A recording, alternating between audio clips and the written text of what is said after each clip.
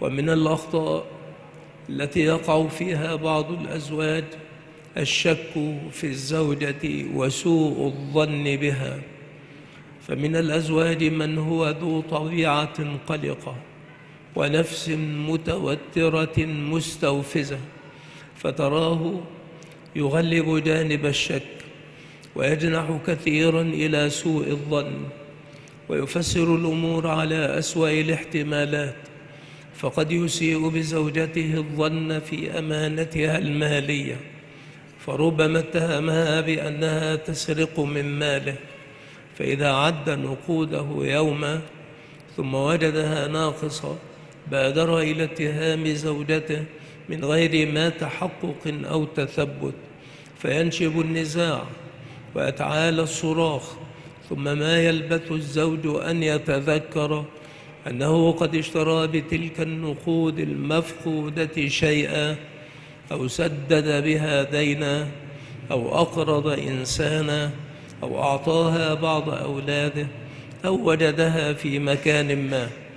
وقد يتمادى ببعضهم الأمر حتى يسيء الظن بزوجته في عرضها، فيتهمها في حشمتها أو مشيتها في الطريق، أو من خلال نظرها من النافذة، فيتهمها بما يسيء إلى كرامتها وسمعتها، مع أنها بريئة حصان رزان.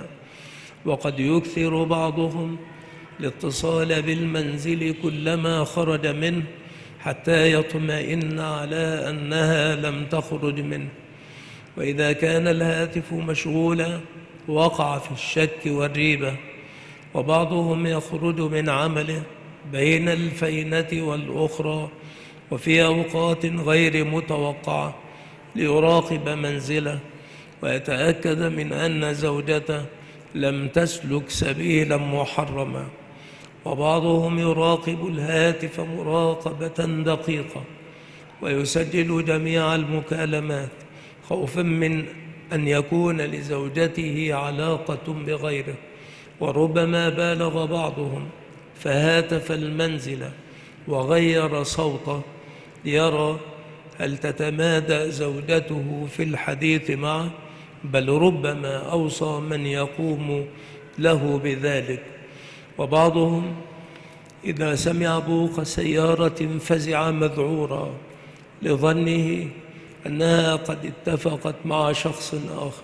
وبعضهم يتهمها بأن لها علاقة مع غيره إذا رأى منها تمنعا أو قلة مبالاة في بعض الأحيان. وبعضهم قد يهوي في الحضيض فيشك بأنها قد حملت منه، وربما اتهمها بأن الحمل من غيره. كل ذلك من غير ما برهان أو بينة، وإنما هو من تسويل الشيطان لبعض النفوس الجاهلة كي تشتد في الغيرة أكثر مما أمر الله. فكم وقع من قتل وطلاق وأذى بسبب سوء ظن لا تثبت له قدم بعد التثبت والتحقق. فعلى الزوج ألا يسترسل مع الأوهام، وعليه ألا يفرغ قلبه لمثل هذه الوساوس، وعليه أن يحسن ظنه بزوجته التي أقدمت على الاقتران به بطوعها واختيارها، وعليه أن يعلم أنها إذا أرادت الخنا سلكت سبيله، فما لم تظهر له الأمارات البينات التي لا تقبل التأويل فعليه ألا يلتفت إلى ما يجول في خاطره من الأوهام والخيالات والأضاليل، بل يحسن به إذا سمع عنها ما يسوءه ألا يستعجل في الحكم، بل يتثبت ويتأنى ويصبر، فربما كان ذلك صادرا من مغرض يريد هدم بيته الآمن.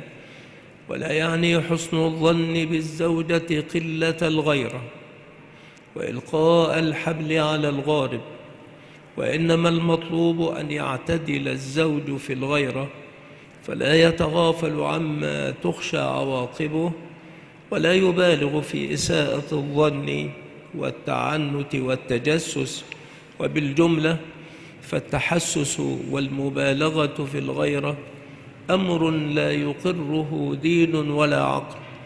لهذا عقد الإمام البخاري رحمه الله في صحيحه بابا قال فيه: باب لا يطرق أهله ليلا إذا أطال الغيبة مخافة أن يخونهم أو يلتمس عثراتهم. ثم ساق حديثين في ذلك. قال: حدثنا آدم قال: حدثنا شعبة قال: حدثنا محارب بن دثار قال: سمعت جابر بن عبد الله رضي الله عنهما قال: كان النبي صلى الله عليه وسلم يكره أن يأتي الرجل أهله طروقا. قال أهل اللغة: الطروق بالضم المجيء بالليل من سفر أو من غيره على غفلة، ويقال لكل آت بالليل طارق، ولا يقال بالنهار إلا مجازا. ثم ساق البخاري رحمه الله الحديث الثاني بسنده فقال: حدثنا محمد بن مقاتل قال: أخبرنا عبد الله قال: أخبرنا عاصم بن سليمان عن الشعبي أنه سمع جابر بن عبد الله رضي الله عنهما يقول: قال رسول الله صلى الله عليه وسلم: إذا أطال أحدكم الغيبة فلا يطرق أهله ليلا.